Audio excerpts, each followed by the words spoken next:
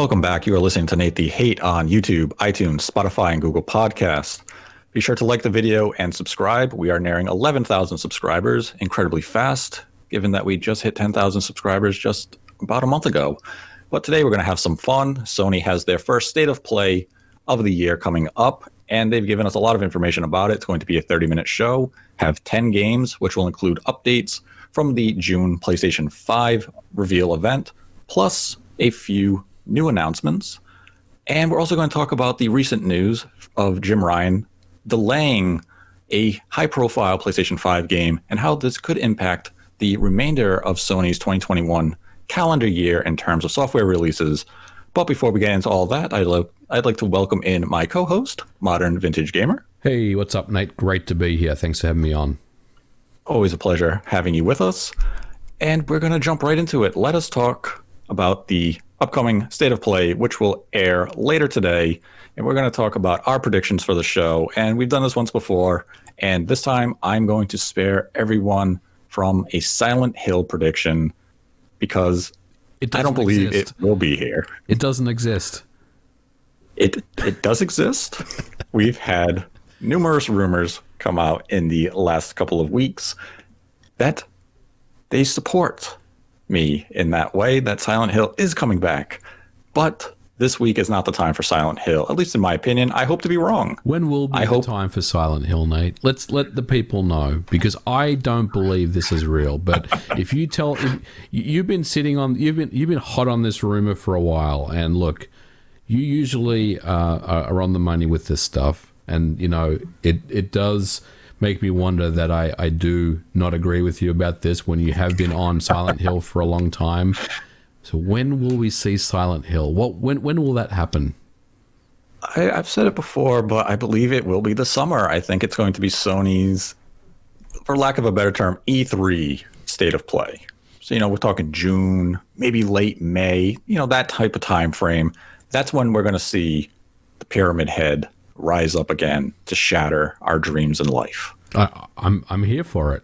I'm here for it, and I'll tell anyone that I was wrong about this. I hope your predictions come true. See, I've learned my lesson. I'm not going to predict it for this State of Play, because every time it seemed as though people were coming out saying Silent Hill is going to be at this Sony event. No, it's going to be at this one. It's going to be at this one. It never happened. So it's easier to just not predict it. If it happens, we will all be surprised and thrilled. So that's called learning. You learn at your mistake and you move on. Well, you learn not to make the predictions again. We should definitely get into it. And I don't have Silent Hill in my predictions list, by the way, if you were wondering. But I do have what I think picks that will be most likely shown later today, and a couple of outside chances and even a few curveballs as well. Ooh. So let's start with what we feel as their locks for the State of Play for our predictions. And, you start off. Give us your first lock. Well, I think the first lock has to be Ratchet and Clank. So we obviously were recently given a release date by Sony for, was it June, I believe it's coming out. And yep. It's a game that we've seen in a very limited, curated capacity up till now. I do think there'll be a longer form trailer / gameplay thing on the show where we'll actually get to see more of the game.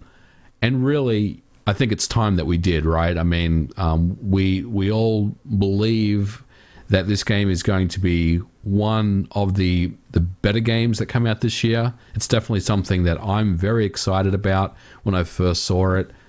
And I think it won't disappoint. I think it's just going to get us really hyped for the June release. And I think, Ratchet is an absolute certainty. Yeah, I completely agree with that. I have Ratchet and Clank on my list as well. And I think we're going to get a story trailer, because the announcement for the release date trailer still really left us wondering what the narrative of this game is going to be. And I think now you want to give a little more of a deep dive into that, flesh out a little more of the story elements. We've seen that new Lombax character from last year, but give us an idea of the narrative, a little more of the gameplay, and basically have us ready to drop down a pre-order at the end of that showcase. Yeah. I think that's going to be their target if Ratchet and Clank is in the state of play. And given that it is, 4 months out, almost 3 to 4 months out from release, now is the time you want to build that hype and anticipation for that major release. And that brings me to my second expectation, and it's Returnal. It's coming out in just under 2 months. It's been delayed once, and we still really don't have a solid idea of exactly what the game is from a narrative standpoint, but we have a good idea about it in terms of gameplay. And I think if they do a story trailer for Returnal here, that might spark a lot of interest. And I've been a very vocal advocate that the game at $70 is a tough sell.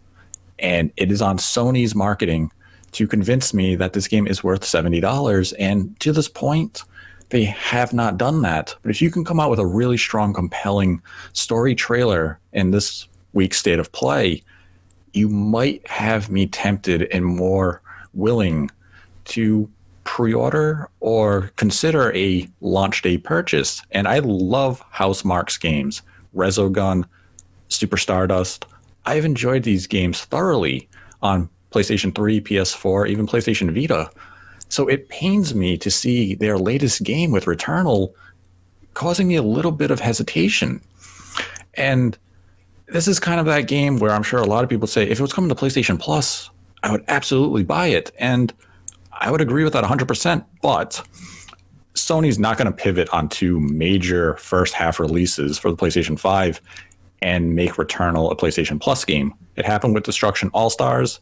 That ultimately was the smart move.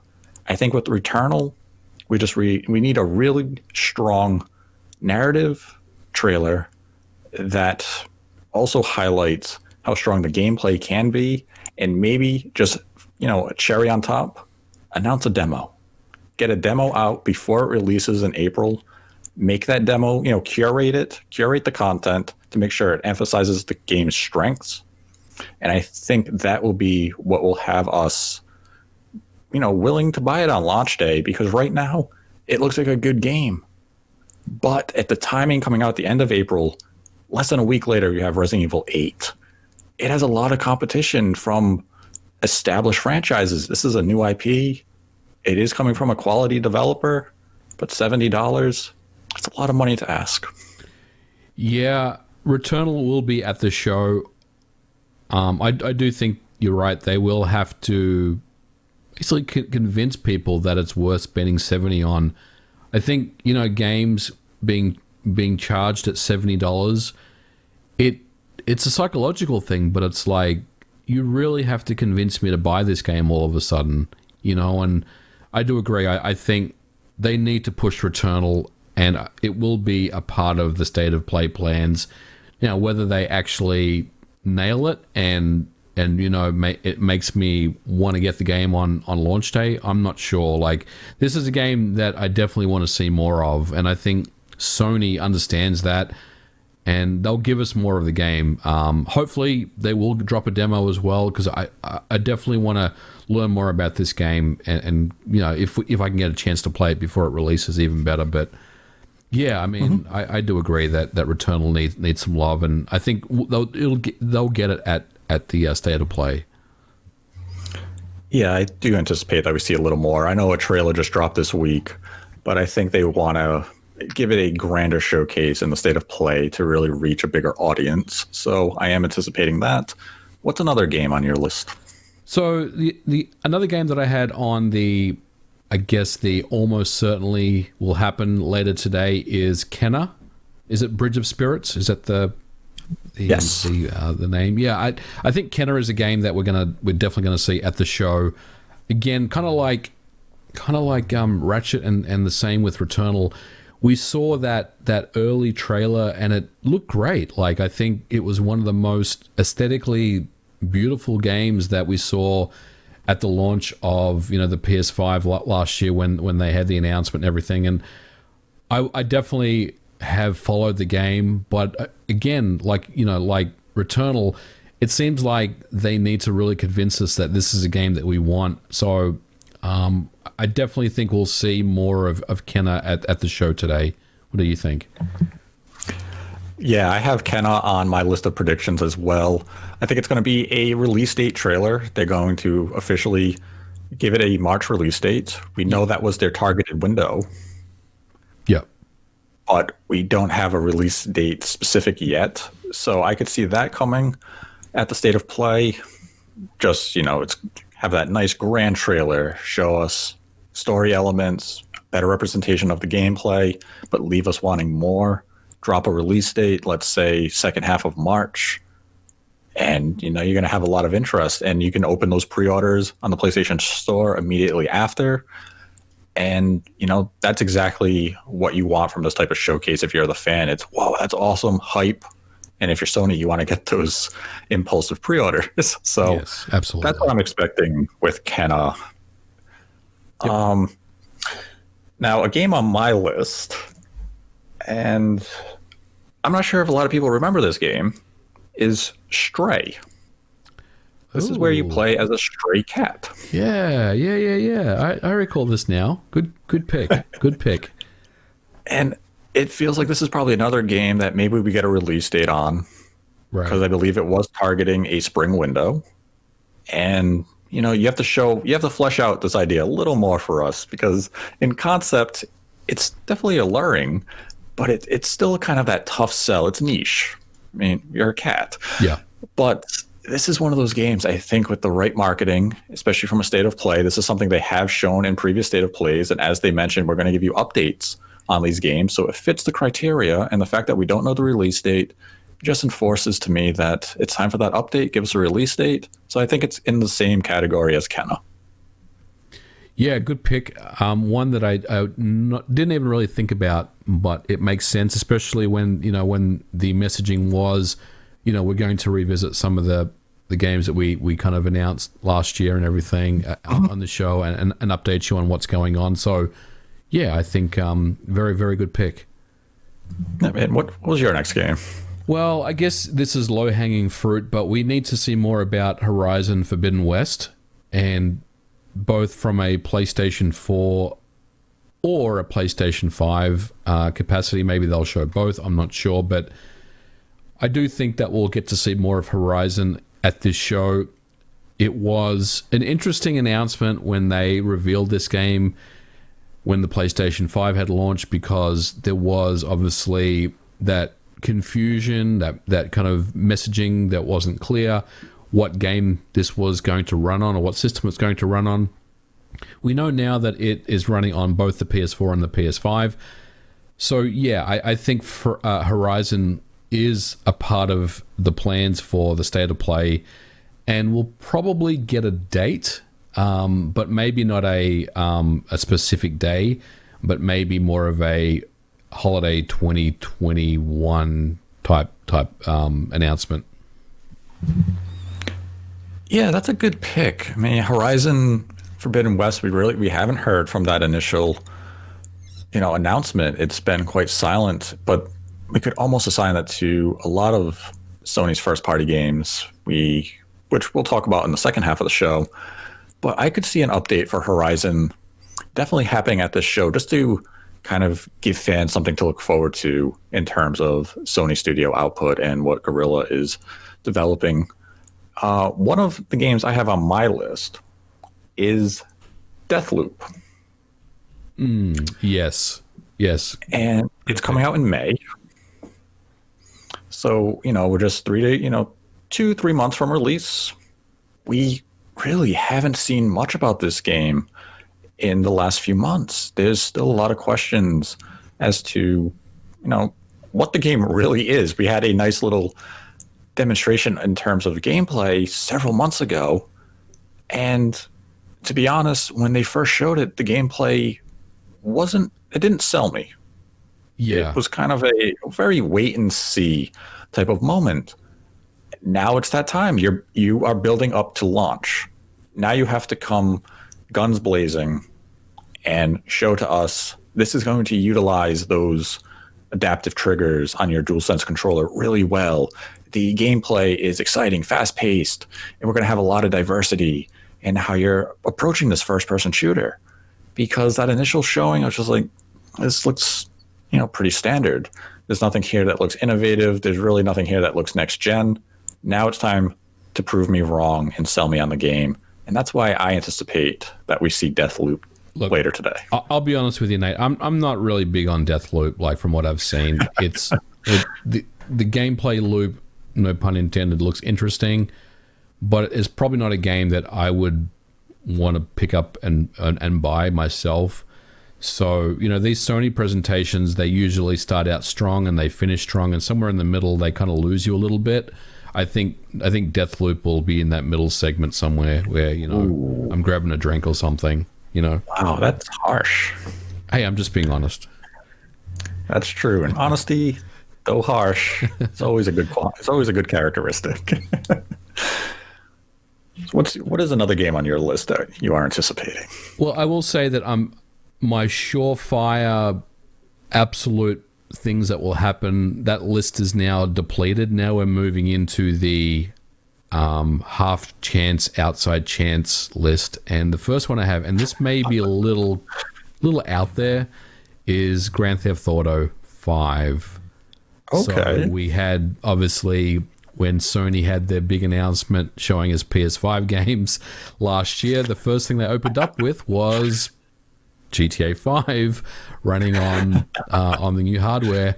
So I think they're going to, I think it's time now for that game to get a date, and Take-Two is going to make all that money all over again. But that's what they do, and I think we'll see a trailer of GTA 5 with better graphics, 60 frames per second, maybe some ray tracing in there. Maybe I'm not sure if there'll be ray tracing, but some enhanced visuals. And a focus on the online, because that's where they make all their money in this day. So yes, I think it's time we see more of GTA 5 at this show, and probably a date as well. I mean, it does fit Sony's official briefing information of we're going to give you updates on games from our June PlayStation 5 event from last year. And as you mentioned, GTA 5 opened that show. And yeah, we really don't know much about this release other than Rockstar's intent to bring Grand Theft Auto 5 to the PlayStation 5. And hey, now is as good a time as ever as giving an update. GTA Online is still a cash cow for them. And GTA 6 doesn't seem to be anywhere in sight. So give us a quick update. And, as you mentioned, if they're implementing ray tracing or improved frame rate or seamless, city loading, something similar that we've seen in the Spider-Man and Miles Morales games on PlayStation 5. I mean, honestly, they could just make it 4K 60 without any other enhancements. And I think that would be, that would make a lot of people pretty happy, Yeah, you're right about that. And I mean, this is a game that's going to drop on PlayStation 5 and it's going to sell a metric ton. Yeah. So, yeah, tomorrow seems like a good time for an update on that release, because other than it existing and the intent, we don't know much about the improvements that we'd actually see from this. So, yeah, bring it on, Rockstar. Let's see what you've got. Now, one of the games I have on my list is, well, it's another indie game, and it's Little Devil Inside. Yes, that's another one of those games that was on that list from last year that we haven't really heard much about, and I think it's a good pick. Why do you think it's going to have a presence at the show? It's already been in the state of play, and it's one of those games that it seems like Sony's really behind. Yeah. In terms of marketing and wanting to make a big deal out of. And what we saw with Sony, especially during the PlayStation 4 generation, but really strongly highlighted in the second half, is that they kind of pushed away from marketing indies and making them feel as though they were a pivotal pillar of success for the PlayStation 4 brand. And that's changed with the PlayStation 5. We see them looking to some of these unique indies and saying, we're going to position you in a very strong manner and make you an essential pillar to our platform. And that's why you saw Bug Snacks on PlayStation Plus at the PlayStation 5 launch. They want their platform to be, welcoming to indies and give players that diverse, game offerings. And that's why I could see Little Devil Inside making a return at the State of Play. It fits what Sony has classified as giving us new updates. And I believe it is a game that was supposed to release in the first half. I know that it had some controversy around it due to character depictions, and the developers did promise that they were going to address it and fix it. Now's a good time to show that they have listened and they fixed the caricatures in the game and they listened to the fan feedback. So if you want to build up some hype and you want to show that you are taking fan feedback seriously, show us a new trailer, show us that gameplay, and get people excited about your release once again. Yeah, it's a good pick. And another one that I didn't necessarily have on my list, but one that does make a lot of sense. Mm-hmm. Now, what do you have to follow up your last pick? Well, I think Village will have a presence at this show. Village is an interesting one because you could argue that we've seen pretty much all there is to see with Village. We obviously had the Resident Evil thing, last month that was quite a hype announcement. So why would we see more of Village at the State of Play? Well, I mean, I think, Sony and Capcom and Resident Evil kind of go hand in hand. I think Sony is, got the marketing for this game, and I think we'll see a new Village trailer at this show. I think it's, again, this is not a part of my, I'm almost certain this is going to be there, but I feel pretty confident that it'll be there, especially now that you told me there's no Silent Hill. We have to have Village at this show. Resident Evil Village, it would make sense for them to have it here because they have promised the introduction of another demo. And even if it was just to announce a date for it, to say this is coming second half of March, here's a brand new gameplay demo or just a brand new gameplay demonstration, because we really haven't seen combat that much in terms of how the game's approaching it. We saw how you could push away an enemy or kick them. Yep. But they could definitely do a deeper dive into a lot of the in-game mechanics just through, a new trailer. And Sony clearly has the marketing rights to this game. So, hey, keep that momentum going for this release. I'm sure Capcom is positioning Resident Evil Village as a pivotal release of their upcoming fiscal year.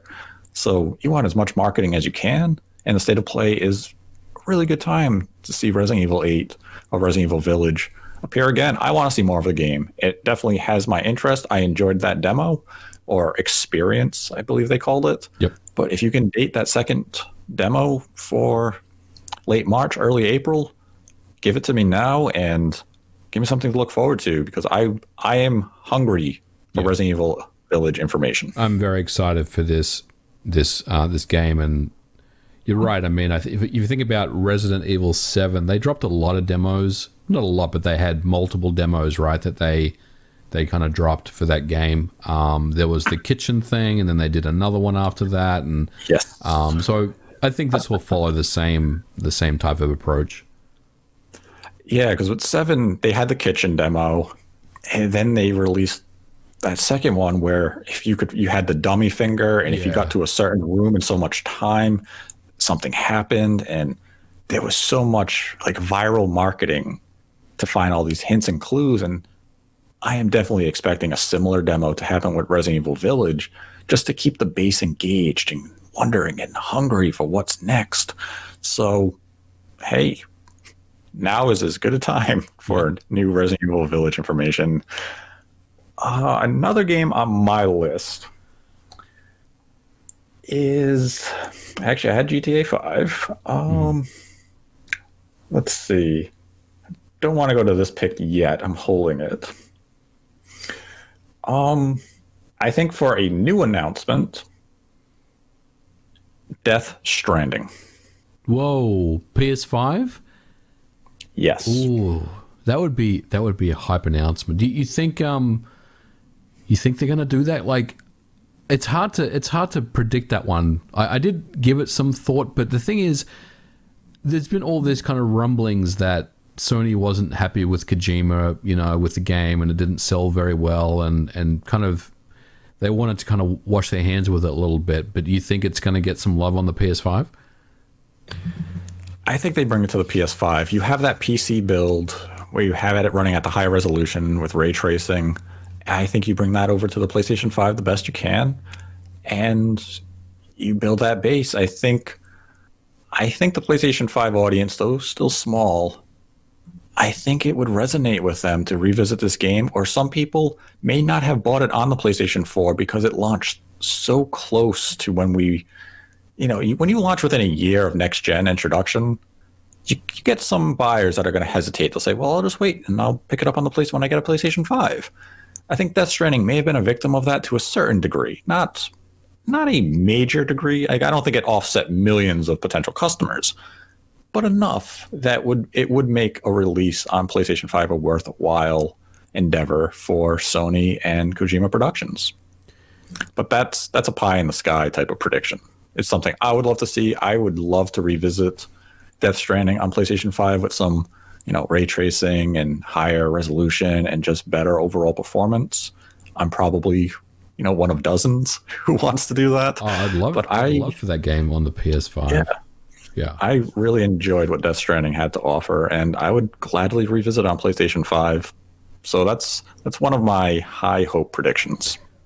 Well, let me counter your high hope prediction with one of my high hope predictions, and this is probably about as crazy as Death Stranding, but something that I've been thinking about recently, and that is Elden Ring.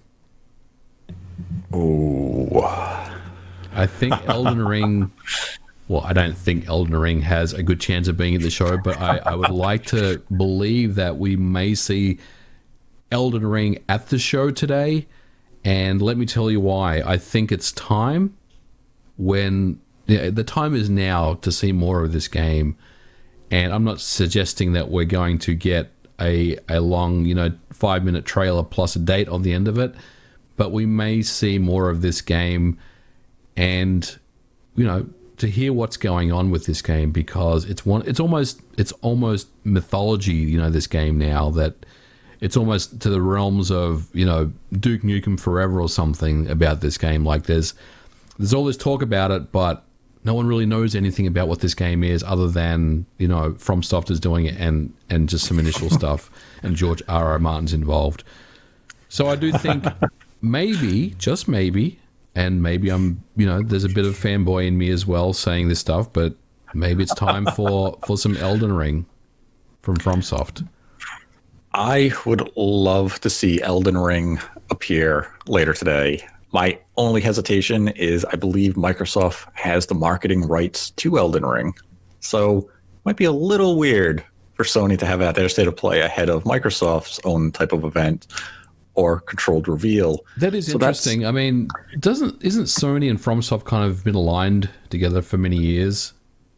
Yeah. Even Sony. I know Sony owns a small stake in FromSoft as well.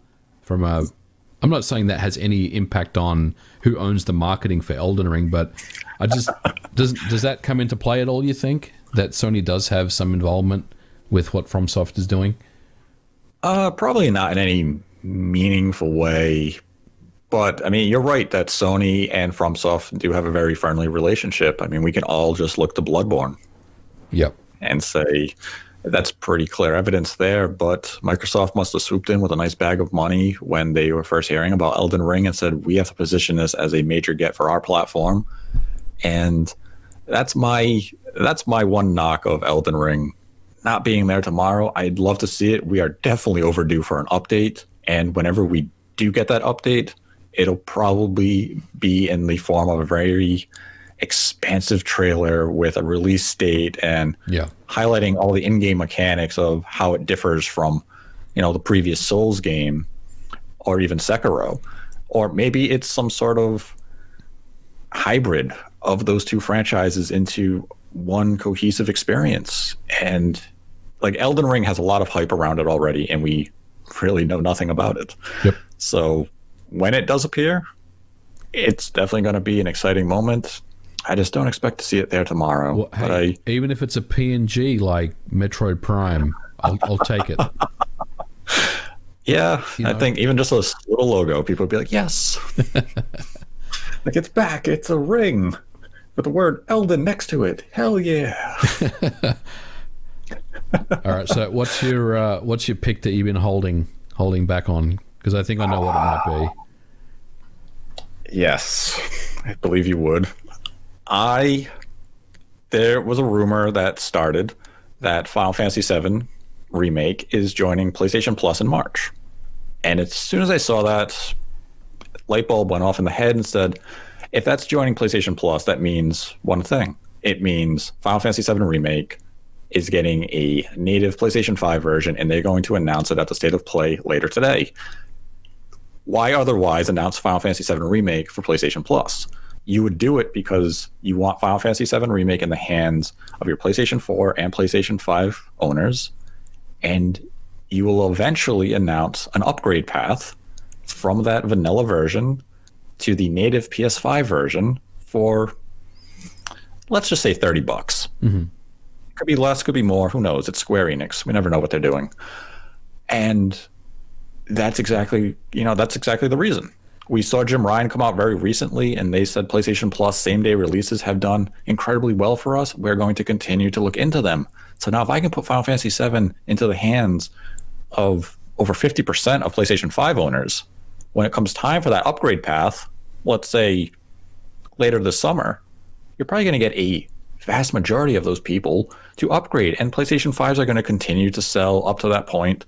So that is going to expand. And, that 1 year PlayStation 4 exclusivity clause is just about at its end. So it's a good time to announce your intents to bring Final Fantasy VII Remake to PlayStation 5. And, if there's new content, any of the new enhancements, be it ray tracing, shortened load times, all those minor types of quality of life things, it could be a pretty exciting announcement. And I think we see 7 appear tomorrow. I don't think we see Final Fantasy VII Remake Part 2. That'll be at a later date. That could be next year or even the year after that. Yeah, I agree with that. I don't think we're going to hear from that game for a while.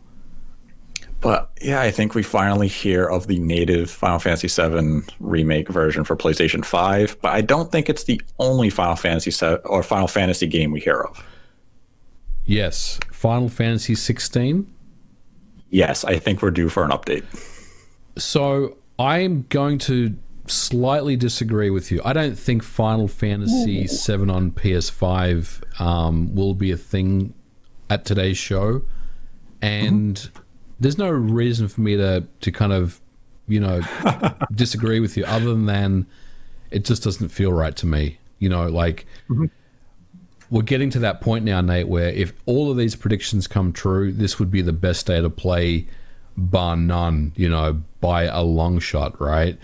And we know that it's Sony. They'll have a couple of surprises, but I mean, if all this goes, then this will be a pretty hype show, and we know better than to keep our expectations in line. Now, with that said, Final Fantasy 16, yes, I think we'll see more of that game at the State of Play. I think we've seen a little bit of the game, but I think we're ready, for more of a maybe a story trailer or just some more information about that game and when we can expect it.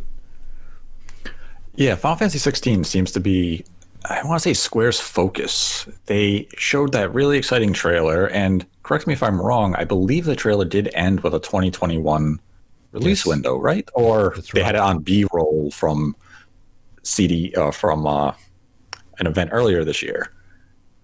But it was their intent to have this game come out this year, and with a game as big as Final Fantasy 16, you want to show this a few times over the course of the year to generate that hype.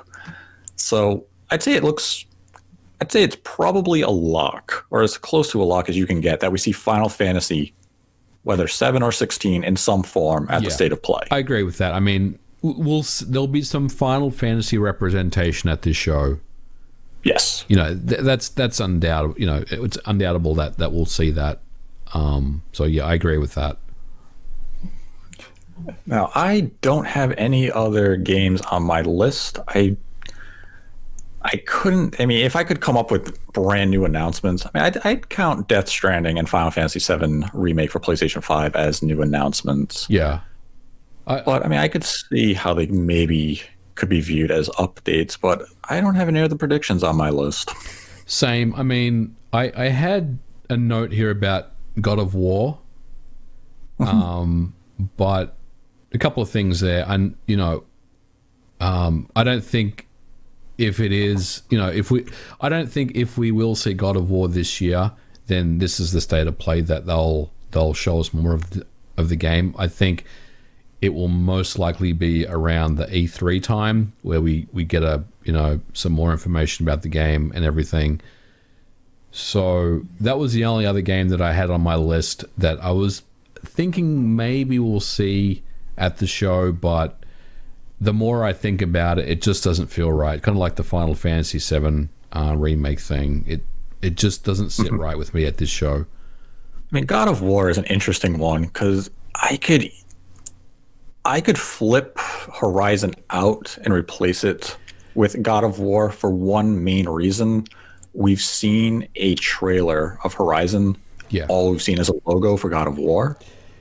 So Yeah. maybe you'd want to give that teaser type trailer for God of War now, and then you build up to like that full reveal come E3 time. But at the same time, you really don't need to build up too much pre-marketing hype on a game like God of War Ragnarok.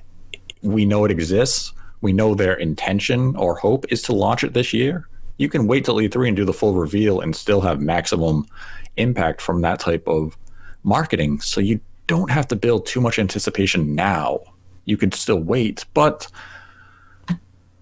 do you think? I think Horizon is going to be at the show instead of God of War purely for one reason, and that is Horizon is being marketed as a PlayStation 5 game, but let's be honest, it's being developed on PlayStation 4 hardware, and its dev cycle is probably in pretty safe hands, and that game will come out this year.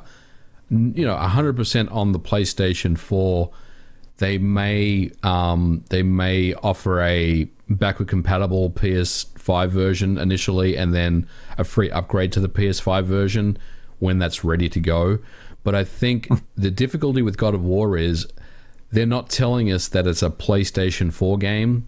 They haven't said anything, but I believe, Nate, it's a PlayStation 4 game. Yeah, I think in the back of everyone's mind, most are saying this is one of those, it's a cross-gen game. It's similar to Horizon. Sony just hasn't come out to confirm it, but I think everyone has that suspicion at this point. And the longer that they remain silent on that topic, the stronger that suspicion comes. So if it were at the state of play, I think they kind of have to come out and just say, PlayStation 5 exclusive, put those fears to rest. And that could be kind of hype. Yep. I mean, I guess my last question for this topic is, do you think we have a whoa moment in terms of games here? Not really. I mean, I think this is more of a... I mean, look, if they show God of War at the end of the show with PS5 exclusive on it and a 2021 date, that would be a pretty whoa moment, right? I mean, I think a lot of people would be pretty hyped about that, especially when I know we're going to talk about this, but, you know, some games have been delayed. GT7, Gran Turismo 7 was delayed to next year, and so I think that would be a hype announcement. But ultimately, this is more of a Sony. This is more of a business thing where Sony just has to communicate some information to its fans. Obviously, the launch of the PlayStation 5, while very successful, has also been very, very difficult for not just Sony, but for consumers as well. Obviously, there's a lot of people that cannot get the hardware, and Sony have put themselves in a situation where it's almost not essential that you even need PlayStation hardware right now. So it's in Sony's best interest to convince people that yes, you do need PlayStation hardware, and here's why. So I don't think it's going to have an absolute knockout blow in this show, but I think it'll be more of a, jab, jab, jab, or death by a thousand cuts type thing, where they hit you with a whole bunch of different things, kind of like a Nintendo Direct with 30 titles. There's going to be something that you'll walk away from feeling happy about. If you don't, then you're not a Sony fan at the end of the day. Yeah, we're going to walk away with some good updates, not necessarily anything that's like, oh my God, I have to buy a PlayStation 5 now for. It's going to be like, hey, these were the updates we needed. And Sony delivered a solid show for us. I could see the state of play settling into that type of area. And now to go into the second topic for this discussion, and as you had touched on, Sony's Jim Ryan has announced that one of their high-profile games for 2021, Gran Turismo 7, has been delayed from 2021 to 2022. And this delay is fairly significant because originally Sony had positioned this game as a first half of 2021 release. And now we're talking about a delay of, an undetermined amount of time. This could be a full-on year delay. Yeah. And the reason for the delay is COVID. This is an ongoing situation caused by the production challenges from the pandemic. And as Jim Ryan put it, it's a dynamic and changing situation. And some critical aspects of game production have been slowed over the past several months. And they will share specifics on GTA 7's release date when available. And I feel like a lot of people had assumed that the COVID impacts were limited to strictly 2020 and early 2021 games, where maybe the delays were only a few months. But the fact that Sony's Gran Turismo 7 is seeing potentially a full-on year delay shows that the impacts of COVID are going to be felt for months and potentially even years to come. And I've seen some people go to Twitter and say, well, it's Polyphony Digital. They're known for one thing, a lot of delays. It's not wrong. Polyphony Digital is known for delaying their software a few times, and they take a lot of time to craft their project to perfection. But this is a big delay, and it definitely has me concerned about some of Sony's other potential 2021 releases, because Ratchet & Clank was originally positioned as launch window. Now, I don't know what your definition of launch window is, but I feel as though I'm fairly generous. I give a studio, or I give a company, if you launch hardware in November and you say launch window, I give you to the end of March. Yeah. Ratchet & Clank is coming out in June, which says to me, delay. Yeah, absolutely. We hit a snag, and resulted in a 2 to 3 month delay. That's not huge. It's not cataclysmic. Returnal also faces a delay. So now when we look at titles like God of War Ragnarok, a title we have not seen in any form as of recording, a game like Horizon Forbidden West, an in-engine trailer, we have not seen gameplay. Final Fantasy 16, another studio, Square Enix, renowned for delaying games. We saw, a nice trailer, it showed some combat, showed a little bit of gameplay. As a fan, looking back to June of last year, it looked like Sony's 2021 was stacked. Mm-hmm. It was going to be game after game, month after month. And we are now approaching March. And the only major release from Sony first parties has been Destruction All-Stars. And the next one doesn't come until the end of April with Returnal. And then the next one would be Ratchet & Clank in June. We do have MLB The Show mixed in there in March. But I don't think the first half of 2021 is shaping up the way PlayStation 5 and Sony fans had originally envisioned dating back to last summer.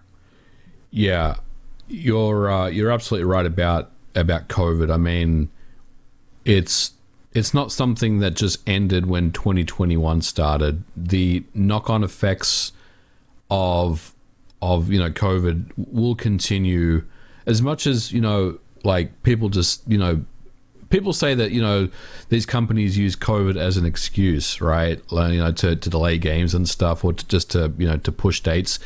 They don't. I mean, it has a real impact on everything, And I can only assume the situation with Gran Turismo 7 is simply because most of their employees are working from home. Then that makes it very difficult to get work done sometimes. I mean, we just heard about a delay of the new patch from CD Projekt Red, and it was due to COVID, and obviously it was due to other issues as well about their recent cybersecurity issues. But COVID is something that will just not will not end anytime soon, and it will continue to delay and impact dates. And I think, and this may be a real bold statement, but I think that any game that is PS5 exclusive, Nate, exclusive PS5, will get delayed. And we already saw that with Ratchet get pushed. Ooh. We have seen that with Gran Turismo 7. Now, back to God of War for a second. If God of War is a PlayStation 4 game and they started developing that on PS4 hardware, which I almost am certain they did, and that's why they put 2021 as the date of that game coming out, because everyone was surprised when we saw the date for 2021. No one believed that, right? Everyone's like, oh, that's going to get delayed. But what if it was developed on PlayStation 4 hardware and it's only recently now getting ported up to PS5? Would you then believe maybe it has a chance? Yes, it might have a chance, right? Because that's a different model, and the same applies for Horizon. Horizon has a release date of 2021, but it's also a PlayStation 4 game. We have to be very clear on that. It also will run on the PlayStation 5, and there'll be a PS5 build, but that game was also developed initially on PlayStation 4 hardware. So those games that run on both PS4 and PS5, I think most of the time they'll be okay, because work can continue to be done. But the PS5 exclusive games, I think all of them are at risk of getting pushed. I mean, we saw the delay of Returnal. That was another recent thing. Gran Turismo, I do wonder if more games will get impacted by this. Hopefully, I'm wrong about it, but my gut tells me that I'm right about this. Yeah, I mean, you bring up a good point. When we look at even the PlayStation 5's launch, we have Demon's Souls, fantastic game, and was in development for quite some time. But if you really look at the bones of that game, it was built on PS4 hardware. Right. It was built on a PS4 dev kit, and then it was moved to the PlayStation 5, and they took advantage of the SSD and the haptics and the better resolution and all that stuff. It was not built from the ground up on a PlayStation 5 dev kit.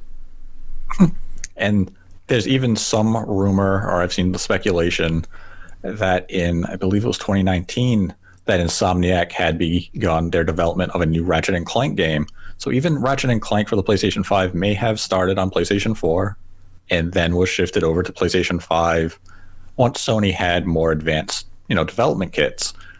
And when you look at the other launch games, Spider-Man, Remaster, Miles Morales, these were cross-gen games. And as you mentioned, we do have those PlayStation 5 exclusives facing these delays. And the work from home situation, I'm not sure if people truly grasp how severe and significant work from home can be in terms of development. Now, some studios have been able to adapt well and their impacts are minimal. But when a studio comes out and says, oh, working from home, the impacts are minimal, that is really, there's no general consensus as to what that means. Minimal may be 3 to 4 months for a certain studio. Maybe for another studio, it's 6 months.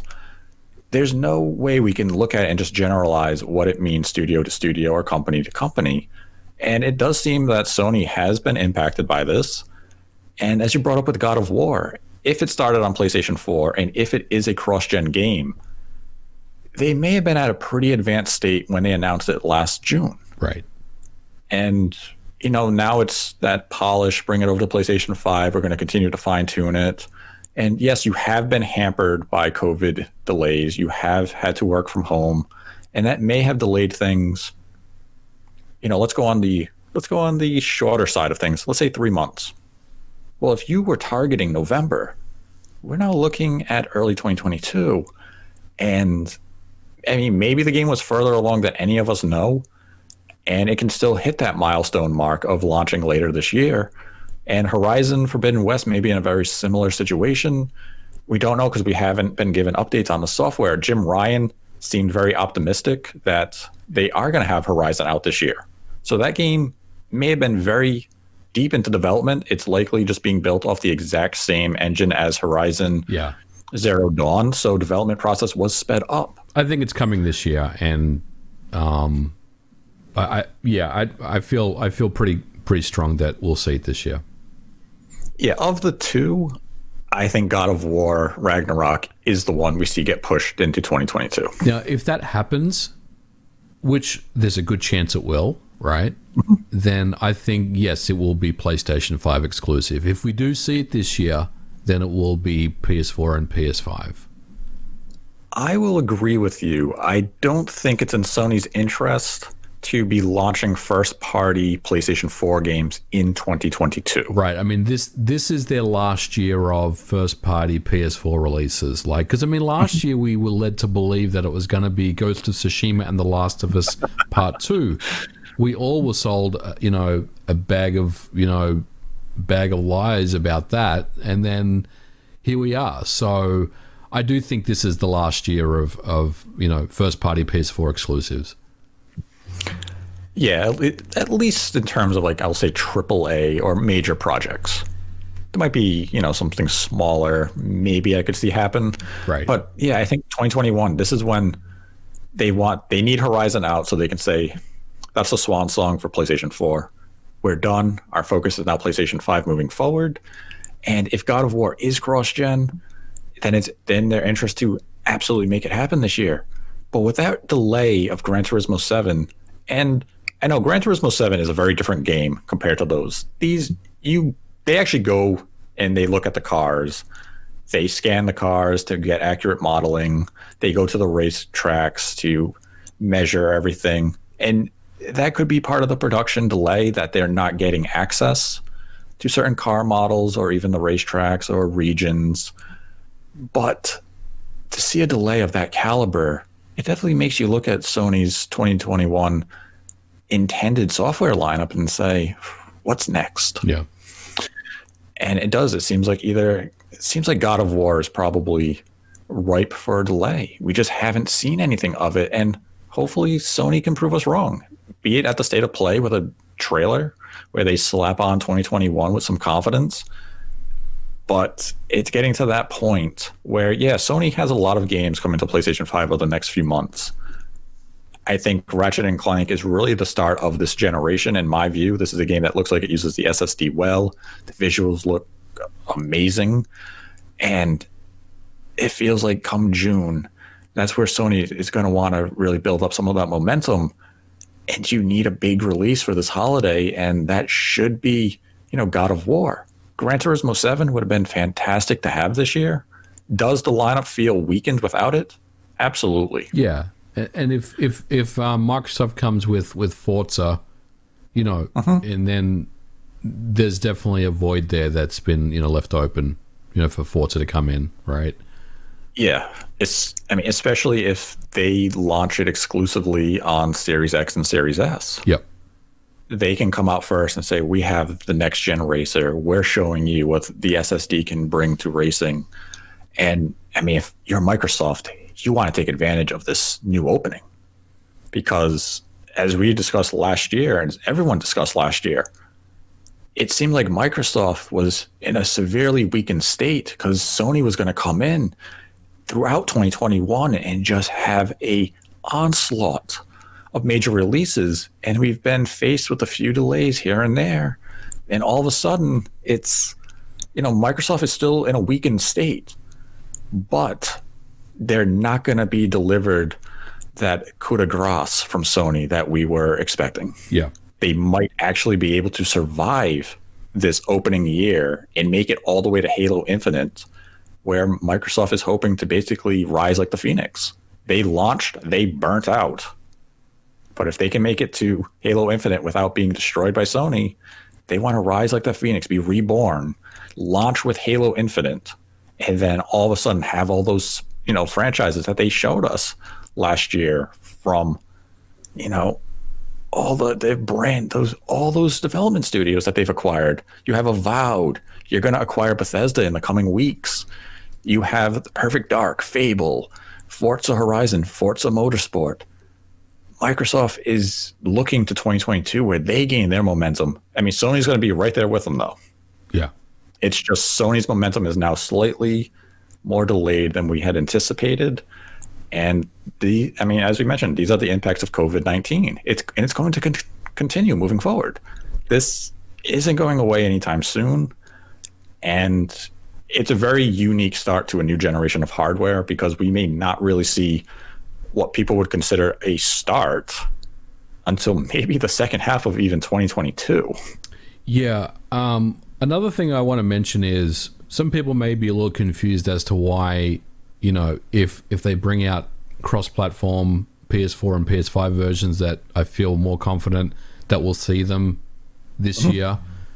Simply because just like retail hardware, dev kits have been very difficult to get as well. It falls in the same issue, and that is there is a massive semiconductor shortage out there right now, and there's literally a shortage of pretty much everything out there, and that ultimately means that work cannot get completed, and if you don't have a dev kit, then you can't get work done. Now, I'm not suggesting that first-party studios don't have dev kits, but there may be some situations where all their essential employees don't have access to a dev kit, which means that they're either sharing a kit, with someone else, or that work, it just cannot be done, which means it impacts release dates and timelines and things.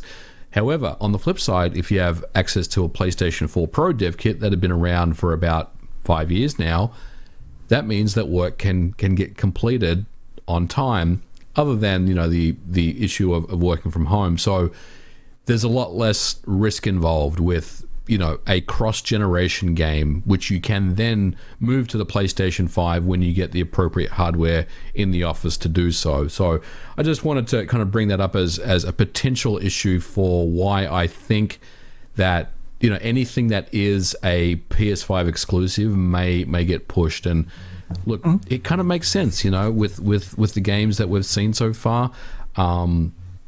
New hardware is new hardware, and there's also that learning curve to learn, new development hardware. Now, once again, people may say to me, well, it's just PS5, right? It should be the same as the PS4, but it's not. It's a completely different animal in so many different ways, and that learning curve cannot be underestimated either, that, developers have to take time to adjust and learn an entirely new set of hardware, an entirely new SDK, and that means that potentially could impact release dates and things as well. So there's other things to consider as well on top of this that are technical, and then of course you add COVID into the mix, and it doesn't surprise me that that Sony has pushed the date for Gran Turismo 7, and like you said, I think it's probably a couple more that we'll start to see this year as well.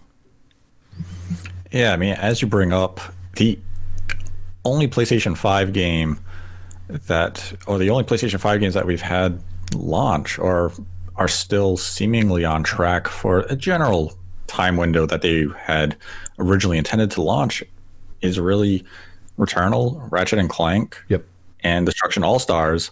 But like a game like Destruction All-Stars, we have to remember that was originally a launch game. So it was delayed 2 months. Right. Returnal, again, it was delayed. Ratchet and Clank, delayed. And these were all games that back in June, when Sony was fleshing out that launch lineup and launch window lineup, these were very advanced state. These were games that Sony was looking at, and they were achieving their milestones to the point where they were confident that they could slap on these release windows. And the fact that they are still being impacted several months later shows there's really a lot of uncertainty as to what we're going to get from release dates of everything moving forward. There is a good chance that Sony's 2021 lineup is a lot more deserted than what us early adopters would like to see.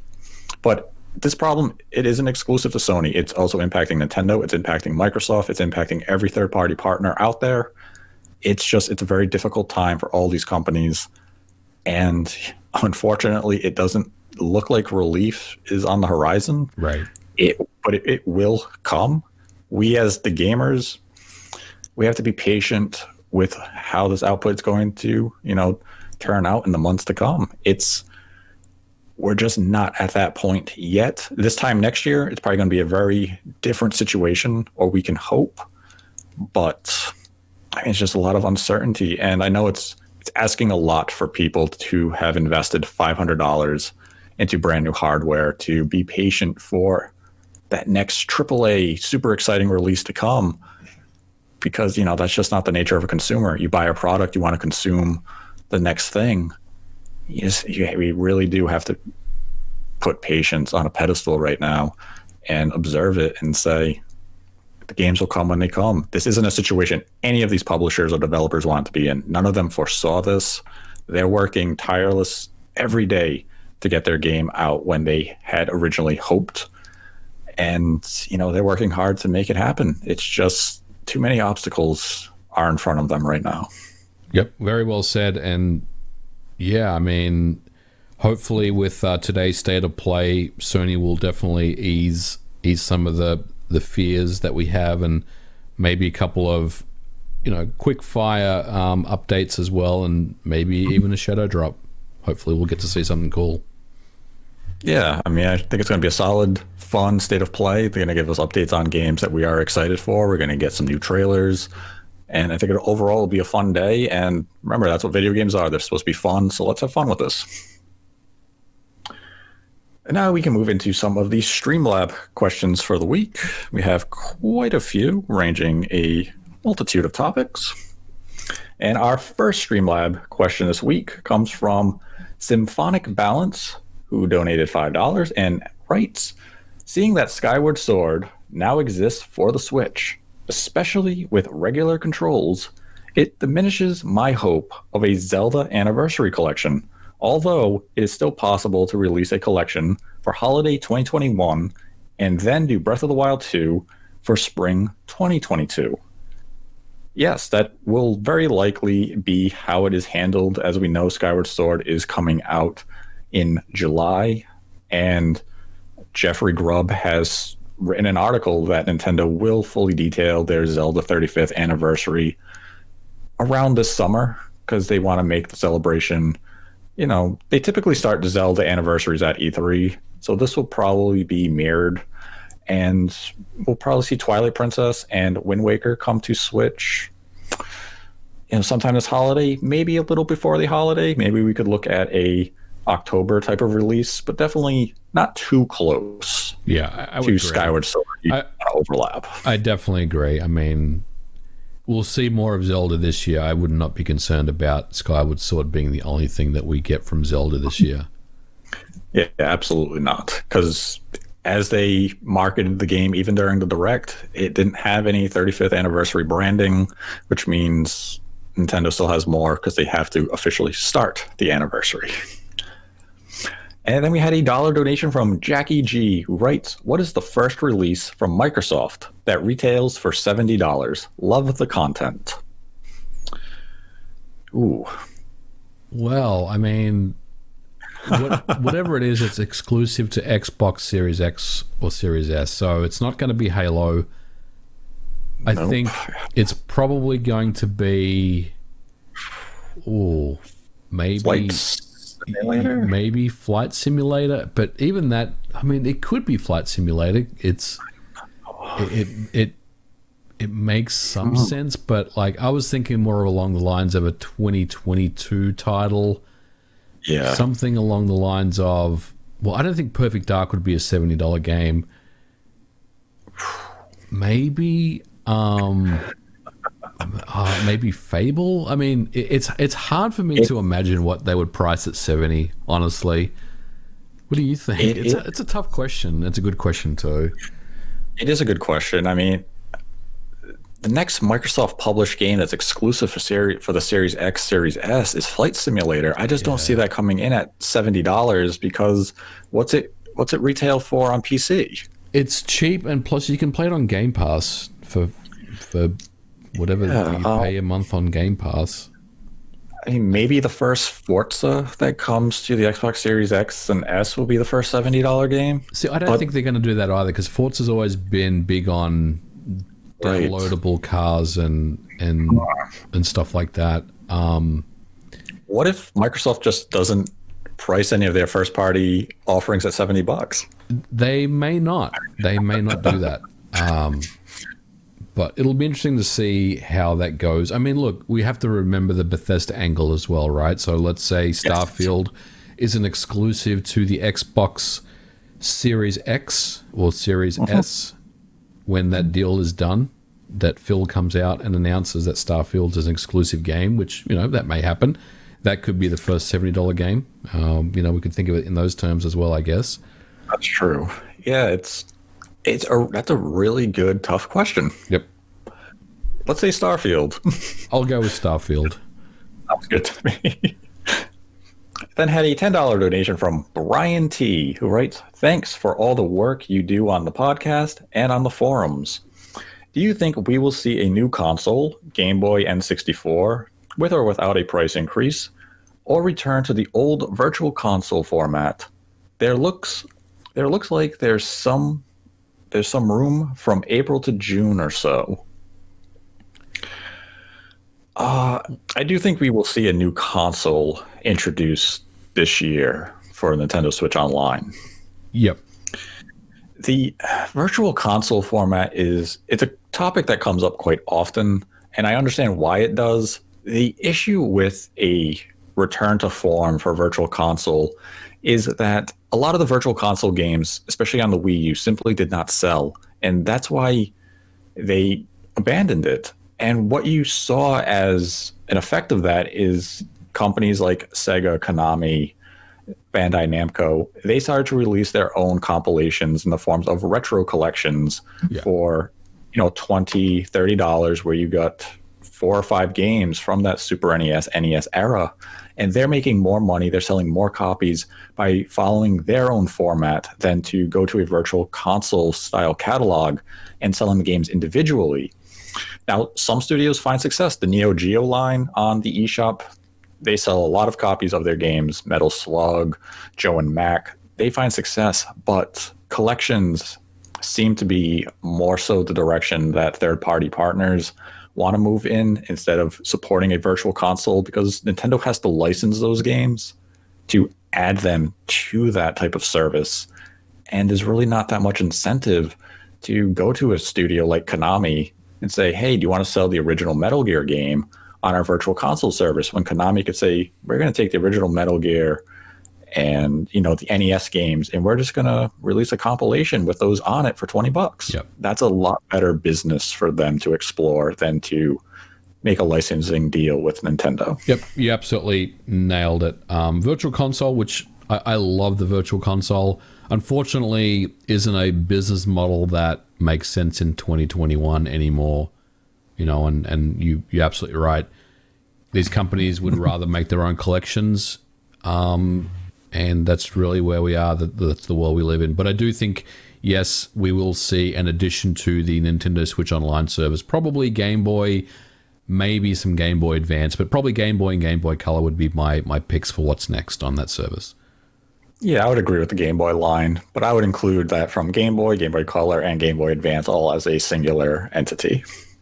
We then had a $10 donation from Mirage, who writes, Nintendo seems to focus on the same big IPs every year or two, while doing occasional ports or remakes of low-tier series like Metroid, Star Fox, Donkey Kong, etc.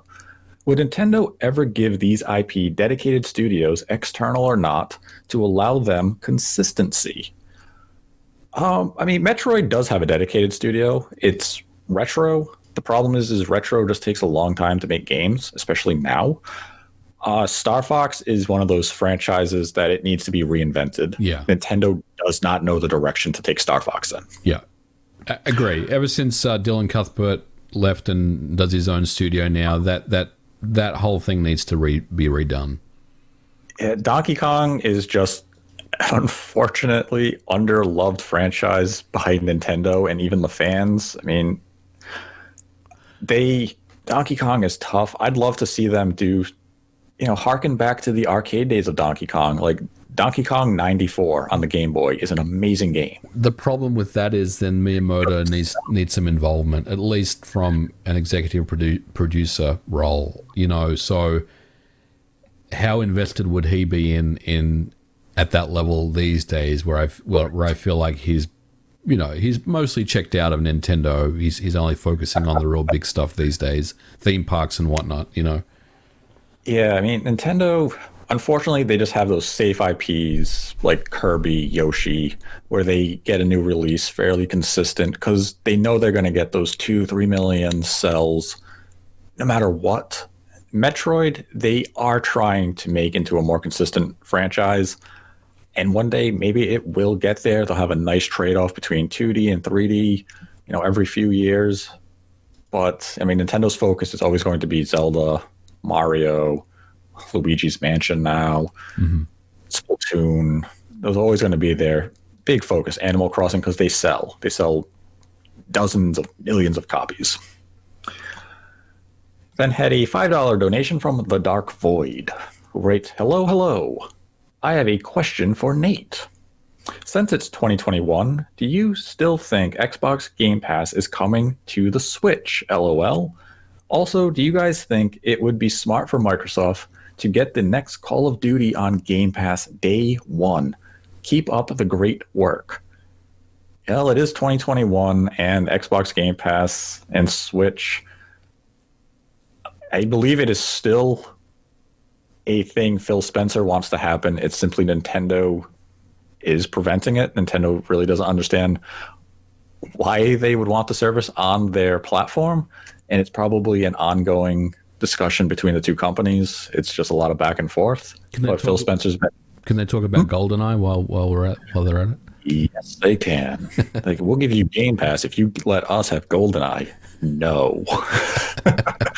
Like, you guys can have GoldenEye too.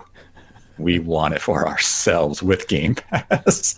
Like, what do we get in return? You're on our platform. Yeah, but can we get something else? No. But yeah, I mean, Phil Spencer's been very vocal that he would love to have Game Pass on Switch, but unfortunately, it's just the case Nintendo has to allow that type of app on their platform. As for the second question of, would it be smart for Microsoft to get Call of Duty on Game Pass day one? Yes, it would be very smart, but Sony is just very aggressive, and they keep going out of their way to get that Call of Duty marketing deal. Yep, agree. Then had a $5 donation from Skittles. Writes, since the Switch launched in 2017, there's been a Wii U port every January or February. Why do I get the feeling Nintendo Land is somehow going to get ported over in 2022 over Xenoblade Chronicle X or Star Fox Zero just to spite me? Well, first of all, the disrespect to Nintendo Land, we won't have any of that on the show. Indeed. But I would like to see Star Fox Zero. Yes. I like that game. Yeah, everyone tells me it's bad, and I like Star Fox Zero. And I do think they can improve the game in a meaningful way, because a lot of people didn't like the motion controls on the Wii and everything, and they weren't happy with the direction the game took. But I really enjoyed the game, and I think it could be made into a really, really good game on the Switch. Agreed. I think there's areas there that they could revamp and make it a very enjoyable experience on the Switch. Xenoblade Chronicle X, I mean, if they do another remaster, I guess it would be in 2022, and that would be the natural order of things. We have Xenoblade Chronicles 1 done, so the next one would be X, so 2022 would probably be the timing of it. It definitely would not be in January. It would probably be deeper into 2022. So Star Fox Zero probably just won't happen, but too much disrespect for Nintendo Land. Shame. Yeah. Come on. It's a good game. It is. And then we had a $5 donation from Commander Keen, who writes, do you feel the industry overlooks kids when making games now? Growing up with the Super NES and N64 like games were made for me, but now it feels like around PS1 games aimed older. Only Nintendo seems to focus on kids as a group now. Yes and no. The industry has definitely matured and grown in recent years, and they found, I believe, in a lot of focus group studies, that the majority of gamer is a male between the ages of 18 and 35. So that's why you see a lot of studios and even console manufacturers focus on that core group, because that's where the sales are going to be coming from. What makes Nintendo so unique is that their focus isn't so much kids, it's everybody. They want the game to be fun for a kid and also fun for old people like MVG and myself. Yep. And, Sony is more about that. Let's get where that bigger audience is. Sony, to their credit, does target children with select projects. You had Sackboy's Big Adventure. They have Little Big Planet. But their focus is still games like The Last of Us and Horizon, games that children definitely are not playing. Microsoft is more oriented towards that older male demographic. They are making strides in making more family-friendly content. They have things like Sea of Thieves, Minecraft, and Phil Spencer has come out and admitted himself their one area of weakness is really making content for everybody. And people said, you have the Banjo-Kazooie IP. You can do something with that to lure in games for everyone. So Microsoft is making strides in that area. It's simply a case of what's the age and demographic of gamers, and that's why they're targeting such an older spectrum of individuals. You then had a $3 donation from T-Bone85. Right, hi guys.